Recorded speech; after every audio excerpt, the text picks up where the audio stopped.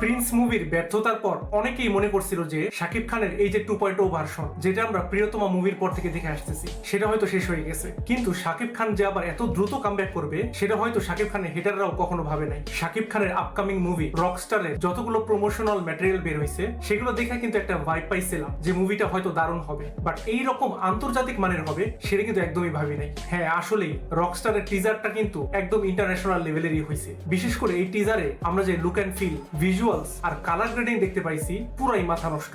বিশেষ করে স্টেডিয়ামের এই শটটা, যেখানে লক্ষাধিক মানুষ শাকিব খানের পারফরমেন্সের জন্য তাকে চেয়ার আপ করতেছে, এইখানে এরিয়াল ভিউ এর মাধ্যমে যেইভাবে শটটাকে দেখাইছে, আমি জাস্ট ওইখানেই ছিটকে গেছি যে বাংলা মুভিতে এটা কিভাবে সম্ভব। হ্যাঁ, এই শটগুলো অবশ্যই সিজিআই দিয়েই করা হয়েছে, কিন্তু স্টেডিয়ামে ক্রাউডের শটগুলা এতটাই বেশি রিয়েলিস্টিক লাগতেছে। বাংলা সিনেমায় এরকম ভিএফএক্স আর সিজিআই এর কাজ, যেটা কিন্তু ভাবাই যায় না। কয়েকদিন আগে শাকিব খানের জয়ধ্বনি নামে একটা মিউজিক ভিডিও বের হয়েছিল, যেটাতে আমরা ফার্স্ট টাইম ইন্টারন্যাশনাল কোনো মিউজিক ভিডিওর ভাইব পাইছিলাম। আর রকস্টারের এই টিজারটা দেখার পর আমি বলতে বাধ্য হইতেছি, এইরকম ইন্টারন্যাশনাল লেভেলের লুক অ্যান্ড ফিল আর ভিজুয়ালস আমরা আজ পর্যন্ত কোনো বাংলা সিনেমায় এখন পর্যন্ত দেখিনি। আর শুধুমাত্র লুক অ্যান্ড ফিল না, বরং শাকিব খানকে এখানে দেখানো হইতেছে একজন গ্লোবাল সুপারস্টার হিসেবে। তার মানে এই প্রথম বাংলাদেশের একজন হিরোর ক্যারেক্টার গ্লোবাল আইকন হিসেবে দেখা যাবে। এই কনসেপ্টটাই কিন্তু বাংলাদেশে এই প্রথম। আর শাকিব খানের লুকস, রকস্টারের ফার্স্ট পোস্টারে আমরা শাকিব খানের যে লুকটা দেখছিলাম, সেই লুকটা কিন্তু আমরা এই টিজারের মধ্যেও দেখতে পাইতেছি। এই লুকটার মাধ্যমে ওয়েস্টার্ন টাইপের যে ভাইবটা ক্রিয়েট করা হয়েছে,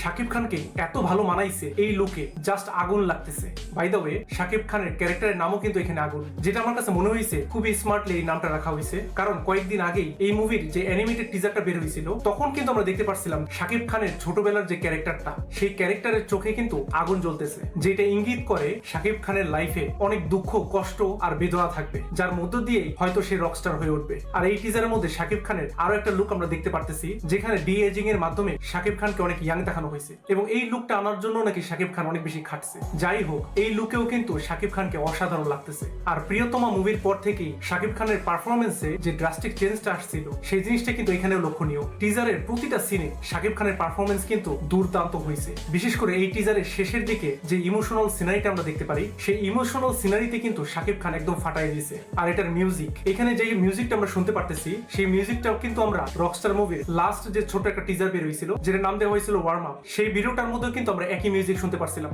এই মিউজিকটা শুনতে দুর্দান্ত তো লাগতেছেই, সেই সাথে আমার মনে হইতেছে যে এই মিউজিকটা এই মুভিতে শাকিব খানের যে ক্যারেক্টারটা থাকবে, সেই ক্যারেক্টারের জার্নিটাকেই রিপ্রেজেন্ট করতেছে এই মিউজিক। আমার আসলে এখন মনে পড়তেছে না যে বাংলা কোন মুভিটার টিজার দেখছিলাম যেটাতে সবকিছুই একদম টপ নচ লেভেলের হয়েছে। হ্যাঁ, লাস্ট আমরা বলতে পারি যে বরবাদ মুভির যে টিজারটা ছিল, সেটাও ছিল দুর্দান্ত লেভেলের ছিল, বাট রকস্টারের টিজারের মধ্যে আমরা যে ইন্টারন্যাশনাল লেভেলের লুক অ্যান্ড ফিল এবং ভিজুয়াল পাইতেছি, সেটা কিন্তু আমরা বরবাদেও দেখিনি। সত্যি এই টিজারটা দেখার পর আমাদের এই রকস্টার মুভিটা দেখার প্রতি যে আগ্রহ, সেটা কিন্তু আরো অনেক বেশি বেড়ে গেল। জাস্ট এই টিজারটা দেখে আমি বলে দিতে পারি যে এই মুভিটা বাংলা ইন্ডাস্ট্রিতে নতুন একটা মাইলফলক ক্রিয়েট করতে যাইতেছে। তবে সামনে কিন্তু টিজার 2টাও বের হবে, সেখানে হয়তো আমরা সাবিলা নূরকেও দেখতে পারবো। দেখা যাক সাবিলা নূরের পারফরমেন্স সেখানে কেমন হয়। তবে রকস্টারের এই ফার্স্ট টিজারটাতে আমার রেটিং থাকবে 9 out of 10। আপনাদের কাছে এই টিজারটা কেমন লাগছে সেটা কিন্তু অবশ্যই কমেন্ট করে জানাতে ভুলবেন না।